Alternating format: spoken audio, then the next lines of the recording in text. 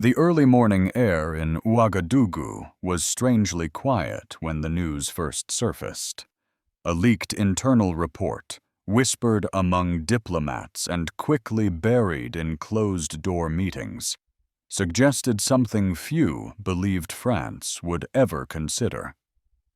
After decades of military presence across the Sahel region, France might be preparing to withdraw from West Africa. For many families across Burkina Faso, Mali, and Niger, this rumor did not sound like politics. It sounded like uncertainty, fear, and hope mixed together. One of those families is the family of an elderly shopkeeper named Amadou. He remembers the years when foreign troops patrolled his neighborhood and the nights when gunfire echoed in the distance. When he heard that France might be pulling out, he whispered a quiet prayer, unsure whether this would bring peace or open the door to more chaos. For viewers in the United States, especially those who remember the Cold War era and understand the cost of fragile alliances, this moment in West Africa raises questions that go far beyond geography. Why now? What pushed France to consider such a drastic step? And more importantly, what does this mean for the people of Burkina Faso and for leaders like Ibrahim Traoré, who are trying to redefine the identity and security of their nation? Some analysts suggest the decision comes from rising political pressure at home in France. Others believe it is the result of growing tension with local governments who no longer want foreign troops on their soil. But the leaked document contains something even more surprising, something that challenges the story many people thought they understood. Before we uncover that detail, I want to ask you something. When you hear stories like this, stories about nations struggling for dignity and self-determination, how does it make you feel? If this moment stirs a thought in your heart, keep it with you. It might help you understand why the region is changing so quickly. Now the question becomes unavoidable. Is France truly preparing to leave West Africa? Or is this part of a larger strategy no one is ready to admit? And what did the internal source reveal that officials hoped would never surface? But to understand that turning point, we need to look closely at the event that triggered this rumor in the first place. The story began quietly, almost too quietly for an event of this scale. According to the internal report that circulated among a small circle of French military advisors, the decision to consider withdrawing troops from West Africa came after a confrontation that took place far from public cameras. It happened in a restricted meeting between French officers and representatives of Burkina Faso's transitional government. For months, tensions had been rising. The government led by Ibrahim Traoré had repeatedly expressed frustration over what they described as unequal cooperation and the lack of respect for national sovereignty. The French side, on the other hand, believed they had sacrificed resources for regional stability and felt blindsided by shifting local alliances. On the day of the meeting, a sudden disagreement broke the diplomatic tone.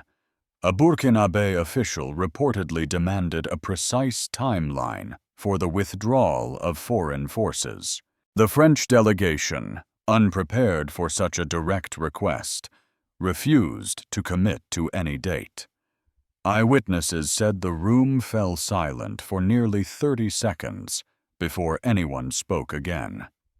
In diplomacy, 30 seconds can feel like an hour. That moment became the spark that ignited the rumor. A young soldier named Idrissa, who had been stationed near Ouagadougou for over 3 years, described the atmosphere after the meeting as a heavy cloud hanging over the camp. He said that soldiers were whispering about orders being reviewed, supply chains being adjusted, and certain posts preparing for inspection, as if something was shifting behind the scenes. Idrissa's words reflect what many on the ground felt. They sensed uncertainty long before the public heard a single word. For families in the region, the possibility of a sudden withdrawal brought mixed emotions. Some saw hope, believing local forces could finally build an independent defense system. Others feared the vacuum it might leave, especially in rural areas where armed groups continue to threaten villages and displace families. One mother, Mariam, who fled her home 2 years ago with her 3 children, said she was terrified that any abrupt military change could push her village back into the hands of extremists. Her voice trembled as she wondered who would protect her community if foreign troops left too quickly. As this situation unfolded, a different conversation began to take shape in Washington. Analysts following Africa news started recognizing patterns they had seen in other regions, where sudden shifts in foreign military presence led to larger geopolitical consequences. For viewers in the United States, especially those who understand how fragile peace can be, this raises a powerful question. What does this moment mean for long-term stability in the Sahel? And how will it influence America's own security interests? Before we continue, take a moment to reflect on your own understanding of global events when a nation feels unheard and decides to redefine its future. The consequences reach far beyond its borders. If this topic sparks a thought or a conviction inside you, hold on to it. It is often the quiet inner voice that helps us see the truth before the headlines do. This reflection will help you follow the deeper layers of this unfolding story. Now comes the detail from the internal report that caught everyone off guard. The document did not simply describe rising tensions. It pointed to a secret assessment conducted by French intelligence. The assessment warned that several West African governments were forming new partnerships that could permanently reduce France's influence in the region. This prediction, according to the report, was the real reason senior officials in Paris considered the withdrawal as a possible strategy. It was not just about cooperation failing. It was about losing long-term strategic relevance. The revelation stunned even experienced diplomats. If France was considering leaving, it was not out of strength. It was out of fear that the region's political landscape was tilting away from them. And if that was true, then the question that follows becomes even more urgent. What exactly caused this dramatic shift in alliances? And how did leaders across West Africa react when the internal report surfaced? The moment the internal report reached the hands of regional leaders, the entire atmosphere across West Africa changed. What had begun as quiet tension suddenly erupted into a wave of strong reactions, statements, and behind-the-scenes negotiations. The most dramatic response came from Burkina Faso. Ibrahim Traoré, who had already been vocal about restoring national sovereignty, reportedly held an emergency meeting with his senior advisors. According to officials present, Traoré listened in silence as the details of the French intelligence assessment were read to him. When the briefing ended, he stood up, placed both hands on the table, and said in a firm voice that the era of dependency was ending. His statement became the spark that pushed the situation into its emotional peak. Crowds began gathering outside government buildings, some cheering at the possibility of a change in foreign presence, and others anxiously wondering what this meant for national security. The streets buzzed with conversations. People talked about their children, their farms, their fears, and their hopes. For many older citizens, this moment echoed past decades when their countries struggled for independence. A retired teacher named Soliman said it reminded him of the days when his father used to speak about freedom that had not yet been fully achieved. He looked at the younger generation marching through the streets and wondered whether this might finally be the moment he had waited for his entire life. Meanwhile, in Mali and Niger, leaders reacted with noticeable confidence. They had recently formed new alliances that signaled a shift in regional power dynamics. To them, the leaked report confirmed what they had already suspected. France was losing its foothold. Officials in these countries openly questioned whether foreign military support had ever truly been about partnership, or if it had simply been a strategy to preserve influence. Their reactions were not just political, they were emotional and rooted in long-standing frustration. In Paris, the tone was vastly different. Senior officials held tense press briefings in which they insisted that France had no intention of abandoning its responsibilities in the Sahel. Yet behind closed doors, sources reported a sense of urgency and worry.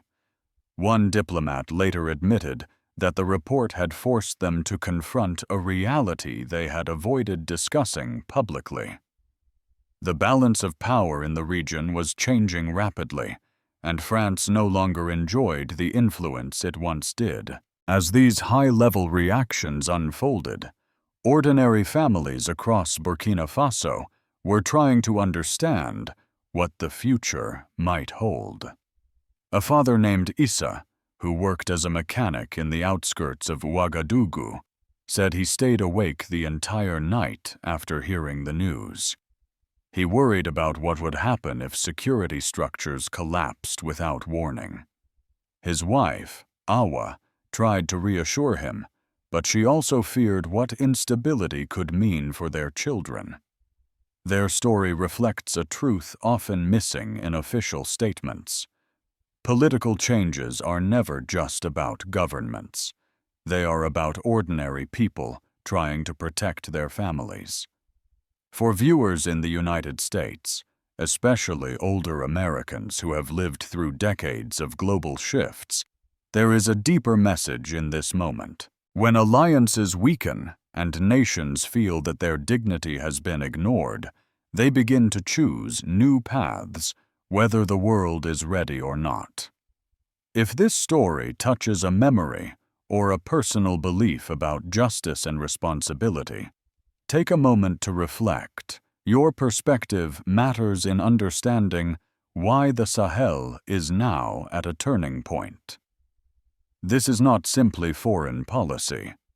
It is a human story unfolding in real time. As the reactions continued to intensify, one unexpected move pushed the situation into full crisis. A regional security bloc held an emergency session to discuss whether France's influence had become a liability rather than an asset. Sources claimed that some leaders argued it was time to demand a complete re-evaluation of foreign partnerships. This was a level of coordination that France had not anticipated. If these governments united around a shared position, it could permanently shift the strategic balance in the region. And that brings us to the most pressing question. The leaked document triggered a storm of reactions, but the consequences were only beginning to unfold. Leaders were preparing their next steps, and families were bracing for whatever might come next. So what happens when political pressure, public emotion, and changing alliances all collide at the same time? The answer lies in the profound impact this moment had on the civic and political fabric of West Africa. The fallout from the leaked report did not stay confined to government offices. It spread quickly into homes, markets, schools, and places of worship across Burkina Faso, Mali, and Niger. The political wave turned into a civic tremor, touching the daily lives of millions. In Burkina Faso, the uncertainty surrounding France's potential departure created both excitement and deep anxiety. Families who had already endured years of insecurity were now faced with the possibility that major military structures might shift overnight. For people in rural areas where armed groups frequently attack villages and disrupt farming seasons, the idea of losing any form of military support felt like stepping into a dark corridor without a lamp. One village elder named Hamadou described how his community had gathered under a large tree at sunset to discuss what the rumor meant. Some believed that greater autonomy would help them rebuild their security from the ground up. Others feared that local forces were not yet ready to shoulder such a large responsibility. Hamadou spoke with a calm voice, but admitted that he had not slept properly since hearing the news. He said that every father in his village was worried not just for himself, but for the children who might face dangers that adults could barely comprehend. In Ouagadougou, the political consequences were immediate. Ibrahim Traoré's government saw a sudden increase in public support from citizens who believed the country was finally moving toward full sovereignty. But support alone did not erase the challenges.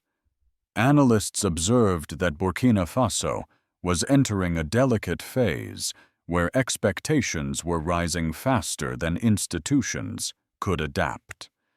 If the government did not manage the transition carefully, frustration could build and create new tensions.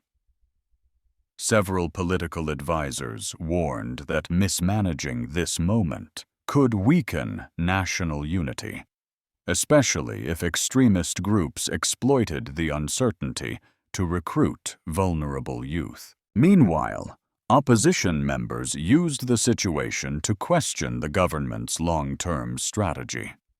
They argued that pushing France away too quickly could isolate Burkina Faso at a time when economic pressures were already mounting. Their speeches sparked heated debates in local gatherings. Citizens began to choose sides, not out of political ambition, but out of real concern for their families' safety and financial stability. A shopkeeper named Thérèse said she was torn between two fears. She was afraid of foreign influence lasting too long, but she was also afraid of what might happen if Burkina Faso moved too fast without preparing its security forces. Her confusion represented the emotions of many across the country. The effects also rippled into education and healthcare. Schools in certain regions delayed reopening because teachers were unsure whether military patrols would remain.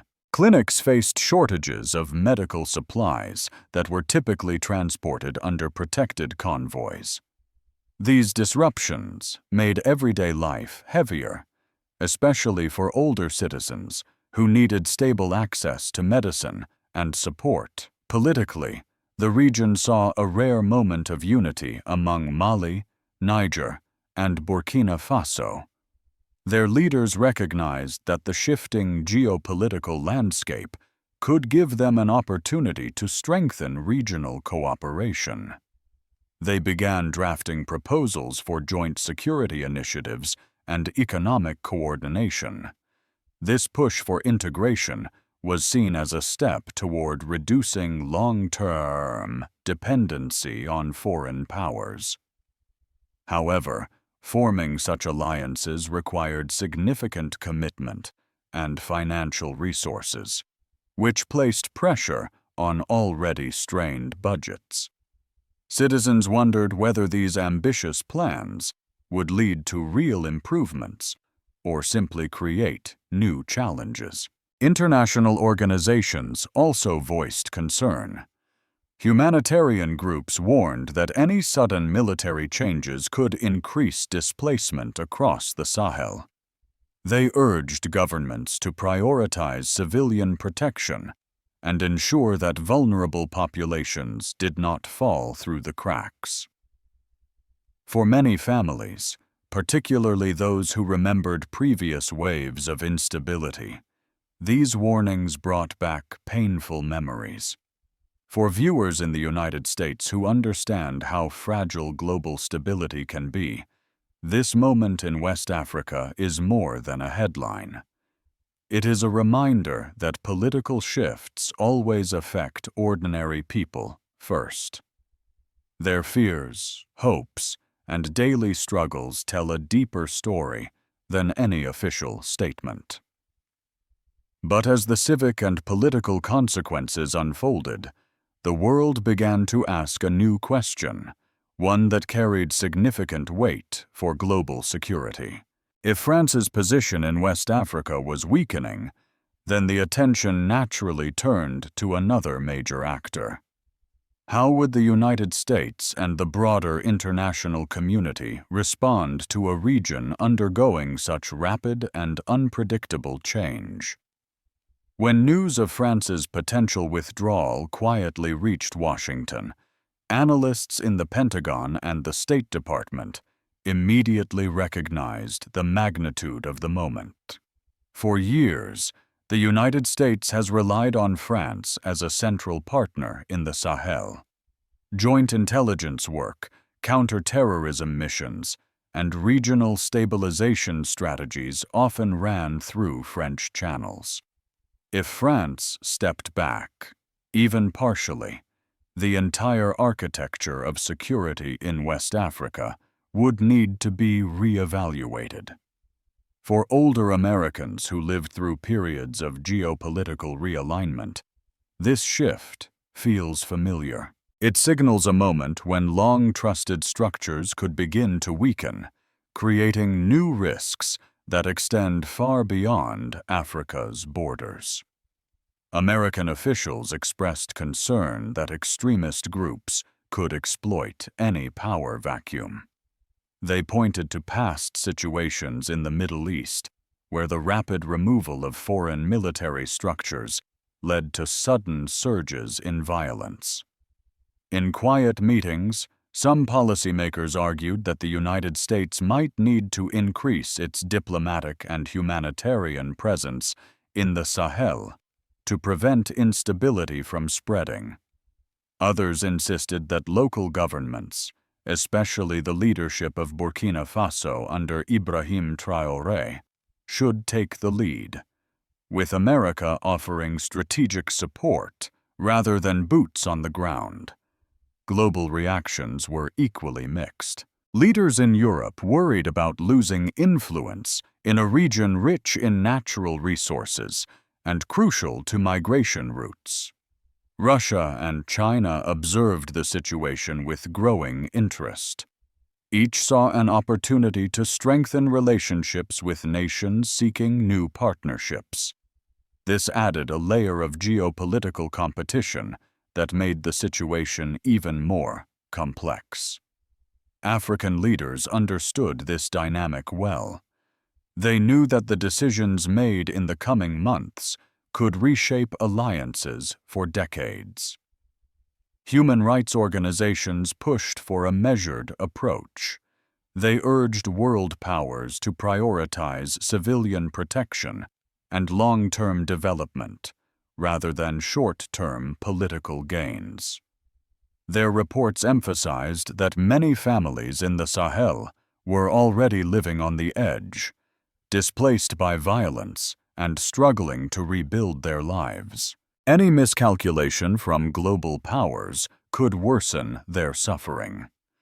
For American viewers, the most important question is not only what France will do next, but how the United States will respond. Will Washington see this moment as a risk, an opportunity, or a responsibility to support a region searching for stability and dignity? The answer will shape not only the future of West Africa, but also the next chapter of global security. And that brings us to the final question. What comes next for Burkina Faso and its people as the world holds its breath? As the world watches closely, the situation in West Africa now stands at a fragile crossroads. The possibility of France stepping back from the region has created a moment filled with both hope and uncertainty. For the people of Burkina Faso, Mali, and Niger, the next chapter will determine whether their nations move toward greater stability or face new challenges that could test the strength of every community. This is a moment when leaders must choose wisely, because even a single misstep could shift the balance of security across the entire Sahel. For families who have lived through years of conflict, the fear is simple. They worry that the absence of foreign military infrastructure could open the door to new threats before local forces are fully prepared here. Parents are wondering whether their children will inherit a safer country, or one burdened by deeper instability. Yet there is also pride rising in the hearts of many citizens who believe their nations deserve the right to determine their own future. Ibrahim Traoré has positioned himself as a symbol of this new direction, promising a future where dignity and sovereignty replace decades of dependence. But the question remains: can Burkina Faso navigate this moment without falling into the same traps that once weakened the region? The next few months will be critical. If the emerging African alliances fail to strengthen coordination, and if security forces do not receive the necessary support, extremist groups may attempt to take advantage of the uncertainty. Some analysts warn that if regional cooperation does not solidify within the next 3 months, Burkina Faso could face stronger external pressure, or even attempts to influence its internal affairs. This is a scenario the world cannot ignore. For viewers in the United States, this story is a reminder that global stability often rests on the shoulders of ordinary people. Their courage, their resilience, and their determination to protect their families shape the future more than any official statement. As you reflect on what you have heard, ask yourself what justice, dignity, and responsibility mean in moments like this. If this story has touched your heart or stirred something in your conscience, let that feeling guide your thoughts. In times of great uncertainty, the quiet reflections of good people can be more powerful than noise. As we close this chapter, remember that the search for truth and stability is not only the hope of West Africa.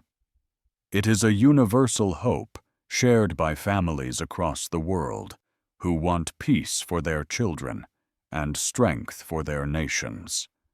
May God bless the people of the Sahel, and may wisdom guide every leader who holds the power to shape the days ahead. The story is not over.